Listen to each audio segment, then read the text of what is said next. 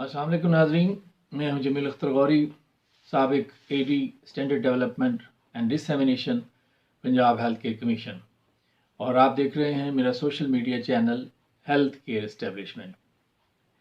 आज हम बात करेंगे तिब के स्टैंडर्ड्स पर और तिब की खिदमात के जो कम से कम मेयार हैं वो क्या हैं। इन्हें हम कहते हैं MSDS, minimum service delivery standards.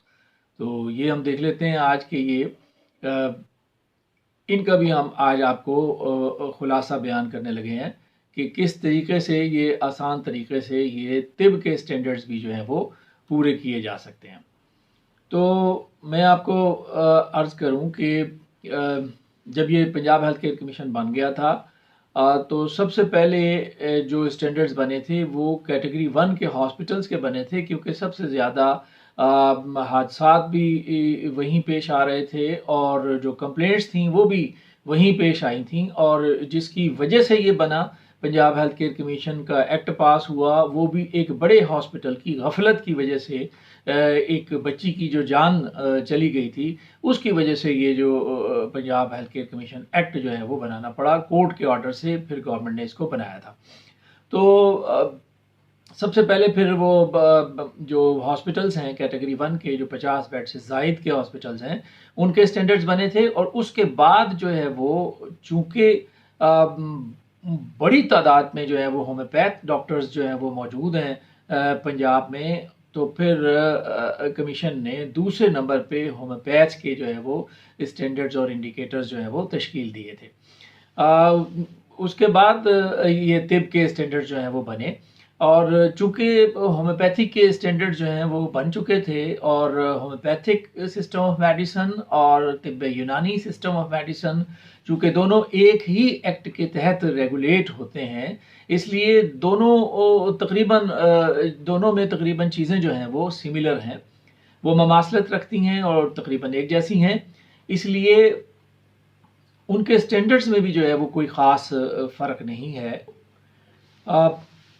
जिस तरह से बाकी तमाम उसके सिस्टम ऑफ मेडिसिन के या कैटेगरीज़ के, यानी कैटेगरी 1, कैटेगरी 2, डेंटल सर्जन और मेडिकल स्पेशलिस्ट, इनके जो स्टैंडर्ड्स हैं MSDS हैं, इनमें जिस तरह से 10 दायरा हाई कार हैं, इसी तरह से इसमें भी तिब के जो स्टैंडर्ड्स हैं उसमें भी 10 ही दायरा कार हैं, दायरा हाई कार हैं, फंक्शनल एरिया जिन्हें हम कहते हैं, और 17 ही स्टैंडर्ड्स हैं। 17 जैसे कि होम्योपैथिक में भी 17 स्टैंडर्ड्स हैं, इसी तरह से तिब में भी 17 स्टैंडर्ड्स हैं। लेकिन इंडिकेटर्स की तादाद थोड़ी मुख्तलिफ है। एक इंडिकेटर यहाँ पे तिब के स्टैंडर्ड्स में ज़ायद है, और वो जो होम्योपैथिक के जो इंडिकेटर्स हैं वो 33 हैं और यहाँ 34 इंडिकेटर्स हैं। यहाँ जो इजाफी इंडिकेटर है वो है एडवर्स ड्रग रिएक्शन, ADR। उस एडवर्स ड्रग रिएक्शन से मुतालिक है कि अगर क्लिनिक में मतलब में कोई दवा का कोई मुतज़ाद रिएक्शन ज़ाहिर होता है, दवा का कोई एडवर्स रिएक्शन जो है वो ज़ाहिर होता है, तो फिर उसने तबीब ने क्या करना है, वो SOPs इसके अंदर जो है वो शामिल किए गए हैं। तो ये एक इंडिकेटर का फ़र्क है। तो इसमें भी उसी तरह से चूँकि होम्योपैथिक के स्टैंडर्ड्स पहले बन चुके थे, इंडिकेटर्स बन चुके थे और तमाम चीज़ें इसके अंदर वो बन चुकी थी, इसलिए तिब के स्टैंडर्ड्स और इंडिकेटर्स बनाते हुए जो है वो कोई ख़ास दिक्कत पेश नहीं आई। और तिब के इंडिकेटर्स और स्टैंडर्ड्स के लिए जो है वो जिन लोगों ने काम किया, तिब से जो ताल्लुक़ रखते हैं, वो उस वक्त हकीम अहमद सलीमी साहब, जो आजकल नेशनल काउंसिल फॉर होम्योपैथी के प्रेसिडेंट हैं, उन्होंने बड़ा इसमें काम किया, बड़ी मीटिंग्स अटेंड की, और हकीम सज्जाद ज़ख्मी साहब जो हैं वो वफाक शायद अतिब्बा से ताल्लुक़ रखते हैं, वो थे। और इसके अलावा भी जो है वो अतिब्बा आते रहे, लेकिन इन दो ने बड़ा बुनियादी किरदार जो है वो इंडिकेटर्स को डेवलप करने में जो है वो अहम किरदार जो है वो अदा किया था। उसमें बेशुमार मीटिंग्स हुई इनके साथ भी, और चूँकि उस वक्त मैं इसमें कमीशन का हिस्सा था जिस वक्त ये बना रहे थे तिब के जो है इंडिकेटर्स, और अभी जो असिस्टेंट डायरेक्टर हैं हकीम फारूक साहब, उस वक्त तक वो अपॉइंट नहीं हुए थे, तो तिब का काम भी जो है वो मैं ही देख रहा था। और जब वो अपॉइंट हो गए तो फिर उसके बाद जो जिम्मेदारियां उन्होंने संभाली, और माशाल्लाह बहुत खुश असलूबी के साथ आज भी वो काम कर रहे हैं।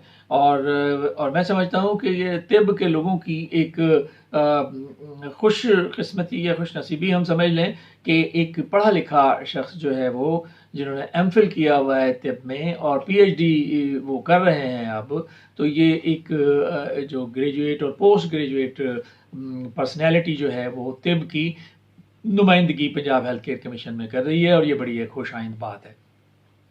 तो आते हैं हम उसकी तरफ, स्टैंडर्ड्स की तरफ और इंडिकेटर्स की तरफ। ये 34 इंडिकेटर्स में से ये भी बिल्कुल पैटर्न बिल्कुल वही होम्योपैथी की तरह का ही है, जैसा कि मैंने पिछली वीडियो में भी अर्ज़ किया, होम्योपैथी के हवाले से खुलासा बयान किया था।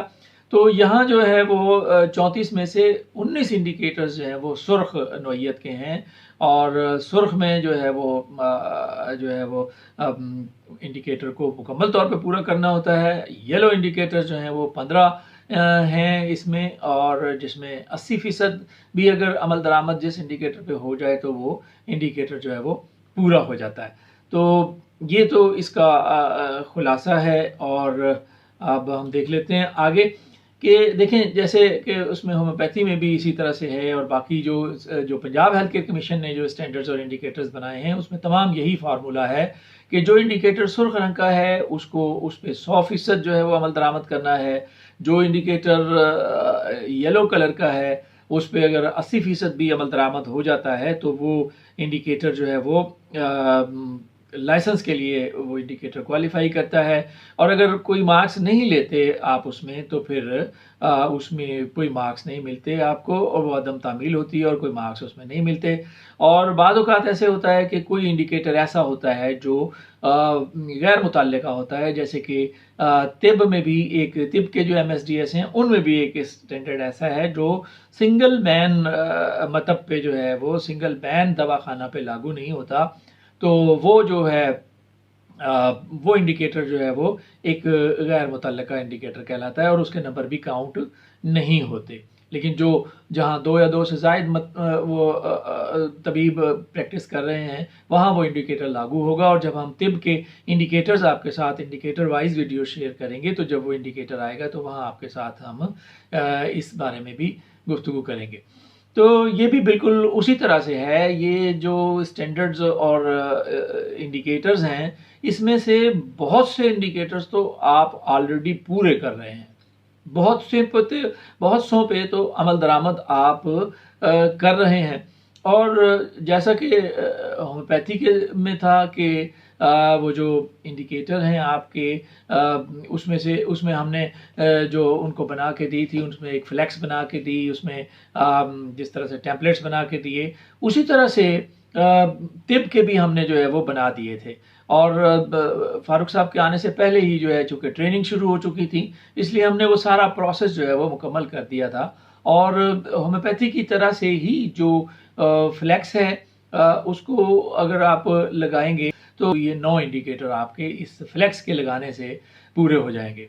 और जो हम टेम्पलेट्स बना के देते हैं और इसके अंदर भी मैंने अलहदा किए हैं, और हम अलहदा से मैं इसमें आपको अलग से वो बता भी दूंगा कि कौन सा वो आपने बना के रखना है। तो वो 9 कागज़ हैं इसमें, होम्योपैथी में 8 थे। यहाँ पे जो ADR का जो इंडिकेटर जो एक्स्ट्रा है उसमें भी एक परफॉर्मा जो है वो बनाना है, वो भी हम बना के जो है वो दे देते थे। और अब यहाँ पे भी आपको जो है वो मैं प्रोवाइड करूँगा। तो वो 9 18 इंडिकेटर हो गए। तो आपके चूँकि 34 इंडिकेटर हैं, बाकी जो इंडिकेटर 16 इंडिकेटर बचते हैं वो बिल्कुल उसी तरह से मुख्तसर से इंडिकेटर हैं कि आपने बोर्ड बना लिया तो आपका इंडिकेटर पूरा हो गया। और उसने पहले भी बोर्ड लगाया होता है लेकिन उसको थोड़ा सा कानून के मुताबिक थोड़ा सा कायदे के साथ जब आप बना लेंगे तो वो इंडिकेटर आपका पूरा हो जाएगा। और इसी तरह से छोटे छोटे इंडिकेटर्स हैं, आपने अपनी मतलब की रजिस्ट्रेशन अगर उसमें लगा ली है मतलब में तो आपका इंडिकेटर पूरा हो जाएगा। आप तबीब हैं, रजिस्टर्ड तबीब हैं, आपका इंडिकेटर पूरा हो जाएगा। छोटे छोटे से इंडिकेटर हैं सिवाय उसी तरह से एक इंडिकेटर के कि जिसमें आपने अपना रिकॉर्ड मेंटेन करना है, मरीज़ों को जो आप नुस्खा देंगे वो मेंटेन करना है। और तबीब जो हैं वो پہلے ہی اپنا ریکارڈ جو ہے وہ رجسٹر پہ مینٹین کر کے رکھتے ہیں، اور یہی ایک جو ہے وہ انڈیکیٹر ایسا ہے جس پہ ریگولر بنیادوں پہ کام کرنا ہے. باقی انڈیکیٹر جو ہیں وہ ایسے اتنے مشکل نہیں ہیں کہ آپ ان پہ عمل درآمد نہ کر سکیں. اسٹینڈرڈز بنے، انڈیکیٹرز بنے، تو جو مد نظر رکھا گیا وہ U A H practitioners act 1965 کو مد نظر رکھا گیا، اور U A H system of medicine rules 1980 کو مد نظر رکھا گیا، اور کوڈ آف ایتھکس جو طب کا ہے اس کو مد نظر رکھا گیا، اور جو مروجہ قوانین آلریڈی جو موجود ہیں وہ اس میں سامنے رکھے گئے، اور انسانی بنیادی حقوق کو بھی پیش نظر رکھا گیا، اور یہ اسٹینڈرڈ جو ہیں وہ تشکیل دیے گئے. تو اس میں حکمہ کو کوئی چونکہ دقت پیش نہیں آئی. یہ جو ایم ایس ڈی ایس تھا یہ بنایا بھی شروع میں ہی اردو میں بنایا گیا، اور جس وقت ان کی ٹریننگ شروع ہوئی تو اس وقت تک بہت سے ہومیوپیتھس کو ہم ٹرینڈ کر چکے تھے اور اس تجربے سے گزر چکے تھے، اور ہم نے ان کو وہ مہیا کر دی تھیں آسانیاں جو ہیں جس کی وجہ سے پھر انہوں نے اپنے انڈیکیٹر جو ہے وہ بڑی تیزی کے ساتھ جو ہے وہ پورے کیے. تو اسی طرح سے ہم نے جب طب کی ٹریننگ شروع کی تو آلریڈی فلیکس موجود تھی ہمارے پاس، ٹیمپلیٹس موجود تھے، گائیڈ ہم نے بنائی ہوئی تھی اس کی بھی، اور وہ گائیڈ بھی ہم دیتے تھے. تو طب کے لوگ بھی اپنی پہلی انسپیکشن میں ہی 80% لوگ اس پر عمل درآمد جو ہے وہ کر لیا کرتے تھے.